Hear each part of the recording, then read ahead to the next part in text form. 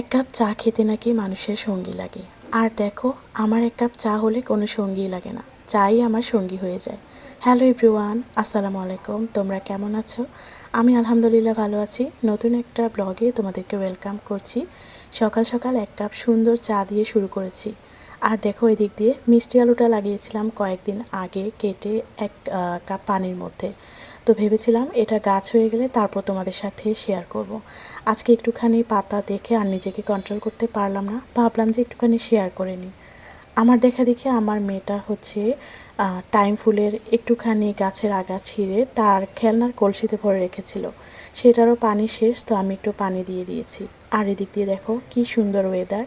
Weather সুন্দর হলে আমার মন অনেক ভালো থাকে। আর আমি সব সময় টুকটাক এই ধরনের ক্লিপস নিই। আমার এই ধরনের ক্লিপস নিতে কখনো একটুও বোর লাগে না। যাই হোক, চলো আজকে রান্নাটা তোমাদের সাথে শেয়ার করি। আজকে রান্নাটা বেস্ট হচ্ছে শুটকি লাভারদের জন্য। মানে আজকে আমি শুটকি ভুনা করব, আর সেটা হচ্ছে লইট্টা শুটকি।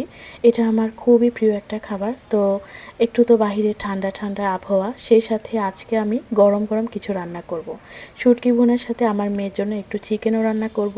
সেটার রেসিপিটাও তোমাদের সাথে শেয়ার করছি। আসলে আমার মেয়েটা আমাদের খাবার খেতেই পারে না, কারণ ও ঝাল খেতে পারে না। ওর জন্য আলাদা করে একটুখানি রান্না করতে হয়, একটু কম মশলা ঝাল ছাড়া। তো এখানে আমি কয়েকটা পিস মাংস দিয়েছি, সেই সাথে কিছুটা পেঁপে আর আলু দিয়েছি। পেঁপেটা ওর খাবারে প্রায় আমি ইউজ করি, মানে আমরা চেষ্টা করি হচ্ছে পেঁপে, মিষ্টি কুমড়া এগুলো রাখার জন্য। যাই হোক, আজকে মাংসের সাথে একটু পেঁপে দিয়েছি।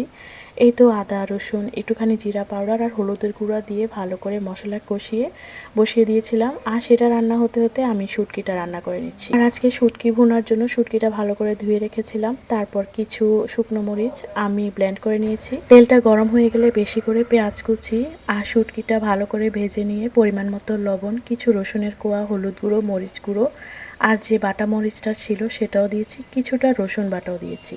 সব কিছু ভালো করে ভেজে তারপর হচ্ছে পানি দিয়েছি, যাতে করে ভালো করে রান্নাটা হয়ে যায়। সাথে একটা টমেটো আর কাঁচামরিচও কেটে দিয়ে দিয়েছিলাম। যা যা দেওয়ার সব কিছু একসাথে দিয়ে আমি কিছুটা ওয়েদার এনজয় করছিলাম।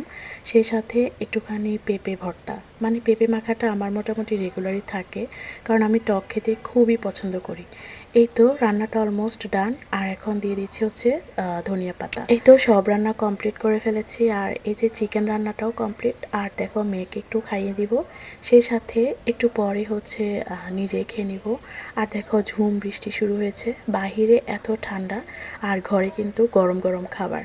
এই তো আজকের ব্লগটা এখানে শেষ করছি। তোমরা ভালো থেকো, ইনশাল্লাহ আবার তোমাদের সাথে নতুন একটা ব্লগে কথা হবে।